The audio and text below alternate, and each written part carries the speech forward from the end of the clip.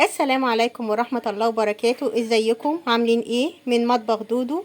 اول حاجة نقول السلام عليكم ورحمة الله وبركاته، والصلاة والسلام على سيدنا محمد حبيبي رسول الله. ونترحم على كل امواتنا، ربنا يرحمهم ويغفر لهم ويسامحهم. وندعي لاخواتنا وحبايبنا ربنا يشفيهم ويشفي كل مريض يا رب. اول حاجة احنا عاملين طبق كشري بسيط قوي، ما فيهوش اي افتكاسات، بالطريقة بتاعتنا. ودي أول طريقة من طرق الكشري بتاعنا المصري الصميم، مع إنه هو أصلا في الأصل مش كشري بتاعنا. هو كان في الأول جاي من جنوب شرق آسيا، اللي هو كان كشري هندي. وبعد كده مع مرور الزمان بقى مع الاحتلال البريطاني في الحرب العالمية الأولى، لما دخلت كل دولة وكل حضارة ضافت البصمة بتاعتها لغاية ما وصلنا للبصمة بتاعتنا المصرية، اللي احنا حطينا فيها جميع البهارات بتاعتنا، وأصبح كشري مصري صميم مع الدقة بتاعتنا والشطة بتاعتنا. وانا عاملاه كمان مع حمص الشام وسلطة الحمص، وتقدري تقدميه زي ما انت عايزة. تابعيني وشوفي احنا هنعمله ازاي مع كل حركاته وتكاته من مطبخ دودو، وشوفي هنعمله ازاي.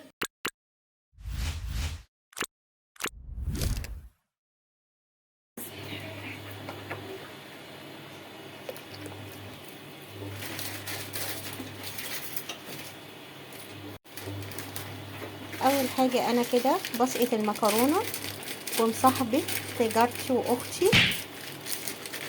حبيبتي يا دودو، ربنا يخليكي لينا. الله يخليكي يا قلبي.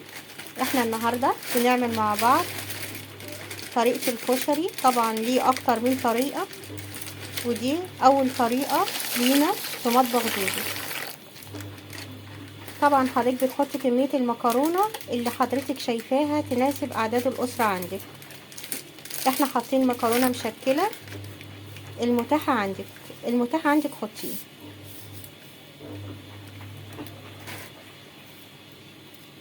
مسكتي بقى بقلب شوية في التكسير. بسم الله الرحمن الرحيم.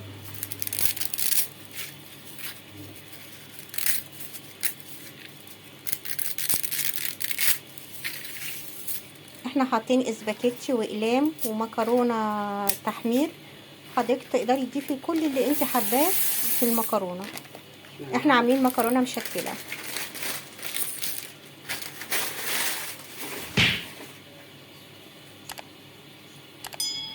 طبعا حضرتك مش شرط تعملي الكمية دي، احنا بنعمل اعملي الكمية اللي تناسبك.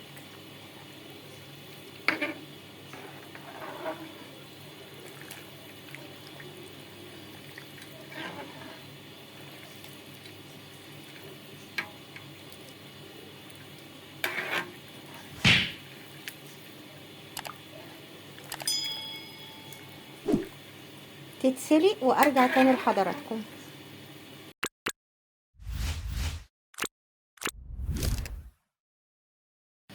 وبرده جايبين حمص، اللهم بارك، بنعمل معاه حمص الشام. احنا كنا جايبينه ونقعينه قبلها بيوم، وحطيناه غسلناه كويس قوي وحطيناه في حله وعليه ميه، وبرده بنسلقه. وبعد كده هنحط باقي الخلطه بتاعته.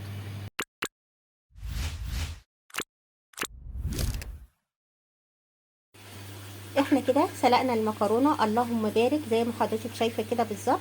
وبعد كده هنعمل الصلصه بتاعت احلى كشري. في حله هنحط فيها كميه من الزيت.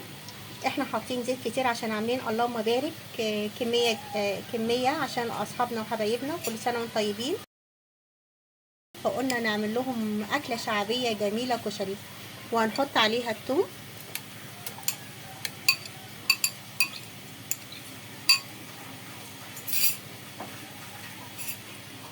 بعد كده هنقلبه ونشوحه شويه.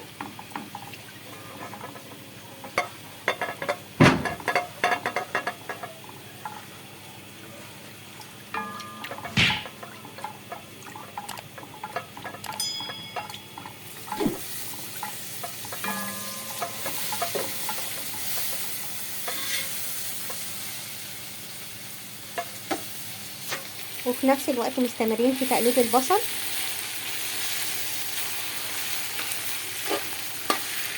التومه كده بدات ريحتها تطلع، اللهم بارك.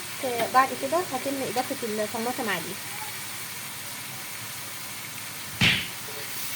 كده التومه بتاعتي بقت جولد، انا هنزل عليها بالطماطم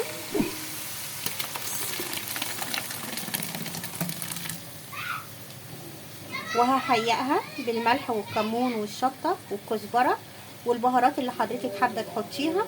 الشطه دي اختياري، حضرتك ممكن تحطي اللي انت حابه، البهارات اللي انت حابه تحطيها. وهسيبها كده تتسبك مع بعض، وفي الاخر خالص هنرجع تاني مع بعض ونشوف بعد ما الكشري بتاعنا الطماطم بتاعته تتسبك والبصله بتاعتنا اللي تبتدي تاخد اللون الجولد بتاعنا الحلو.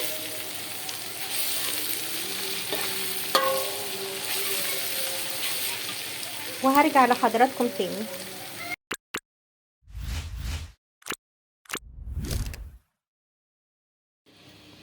الحمص بتاعنا خلص، اللهم بارك. عايزه يا ريت كده يعملوا اختراع زي ما احنا بنصور، تشموا ريحه الحمص، اللهم بارك، جميل قوي. بعد كده هنبتدي بقى نعمل تركيبه الكشري. احنا عملنا الصلصه وعملنا الحمص وسلقنا المكرونه، هنعمل اخر حاجه الرز.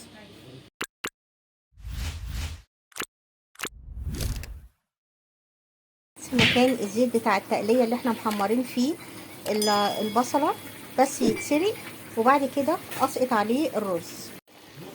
يا بنتي انا كده سلقت العدس زي ما حضرتك شايفه كده في نفس الحله اللي انا عملت فيها التقليه بتاعه الكشري. هسقط الرز والشعريه.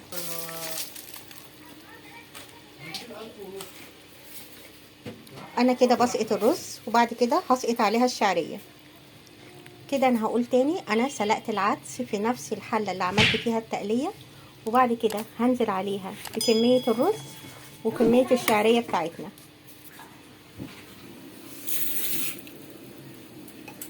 وهظبط حياء الرز، وبعد كده هغطي عليه يستوي عادي خالص.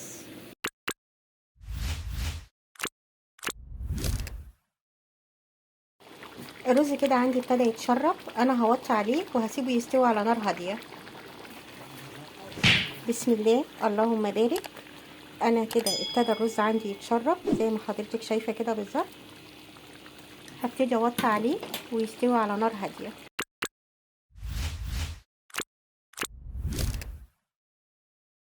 وبنعمل معاكم الشطه بتاعه الصلصه. بناخد من الصلصه وبنحط عليها زيت، وبتزودي الشطه والثوم اللي حضرتك حباها، والشطه دي على حسب الرغبه. وبنقلبها. وطبعا حضرتك بتقدري تتحكمي في خفيه اللي هو وسمك الصلصه بتاعه الشطه اللي انت هيباها.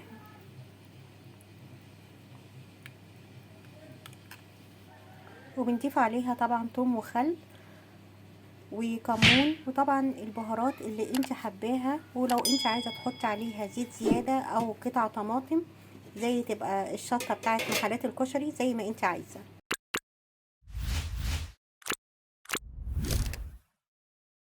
برضو احنا بنعمل الدقه في طاسه صغيره او طبق صغير. بنحط الثوم وبنشوحه كده شويه على النار، وبعد كده نكفيه بالخل مع التقليب باستمرار بس الثوم كده يطلع الريحه بتاعته.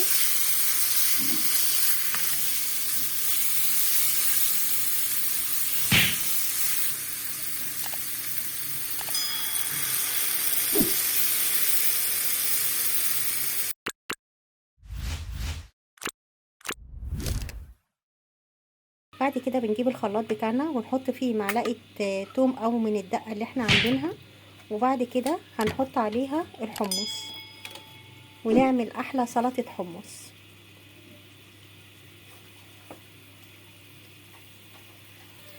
زي ما حضرتك شايفه كده احنا ضفنا من الحمص اللي احنا عاملينه، وضفنا عليه شويه من الميه بتاعته، وحطينا من الثوم بتاع الدقه، وهنحط عليه حبه خل وهنضربه.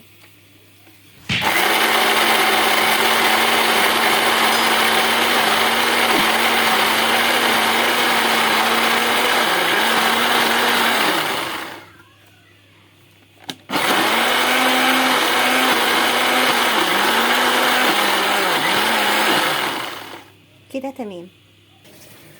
كده احنا عملنا سلطة الحمص زي ما حضرتك شايفاه، اللهم بارك. احنا ضربناها في الخلاط وصبناها في الطبقان، وعملنا الشطة بتاعت الكشري زي ما حضرتك شايفة، وفي نفس الوقت الدقة. استنونا بقى هنقدم الجمال ده كله ازاي.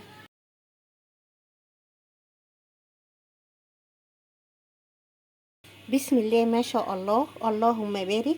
ده عندنا المكرونة اللي احنا سلقناها، وبرضو ادي الصلصة. بسم الله ما شاء الله، يا ريت كانوا يعملوا اختراع كده ازاي تشموا الريحة زي ما احنا بنصور بالظبط.